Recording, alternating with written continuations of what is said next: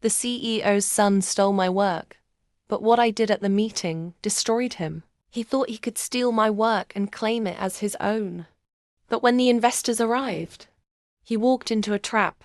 My name is Riley, and I'm not someone you want to cross. I work for one of the top tech firms in Silicon Valley. Fast-paced, high stakes, and every idea is worth millions.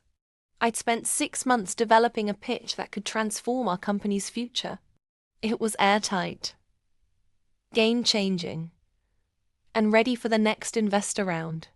But 2 days before the big presentation, I noticed something strange. My files were accessed at 3:12 a.m. Not by me.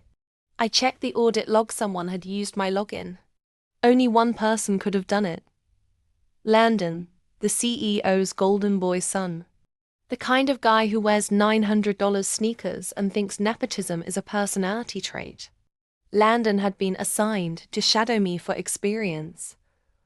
All he did was scroll on his phone and take credit for breathing. I had no proof it was him, until I caught him accidentally quoting my exact lines in a conversation with a VP. And then it hit me. He was going to steal my pitch. So I let him. I replaced the files on the company server with fake data charts that looked real, but were completely flawed. I even left a detailed summary document titled Final Pitch, Confidential, knowing he wouldn't resist.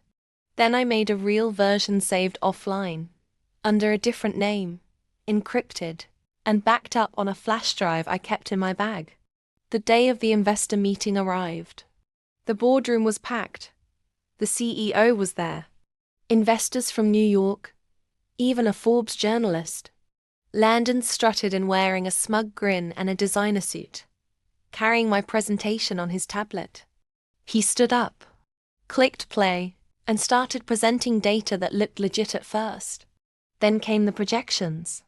Revenue growth, -12%. Logistics cost, up 27%. One investor leaned forward, frowning. Are these numbers correct? Landon panicked. Yes. I mean, they were verified by. No, they weren't. I stood up, calm, confident. I pulled the flash drive from my bag. Those aren't the real files. These are. Gasps. Whispers. Landon turned red. I plugged in the drive. The screen changed accurate data, clean charts, actual growth projections. Investors were nodding again. The CEO narrowed his eyes. Landon, did you access Riley's files? Landon stammered. I was just helping, by stealing her pitch and nearly tanking a $30 million deal. Silence. I hadn't just exposed him. I'd set him up to trigger the company's own cybersecurity protocol. By using my credentials, he violated the firm's data access policy, which meant automatic investigation and immediate suspension. By noon, he was escorted out by security. By the end of the day, I was promoted to Director of Innovation. And the cherry on top, the investors not only funded the project, one of them offered me a private advisory role. Subscribe now. Your next obsession lies here.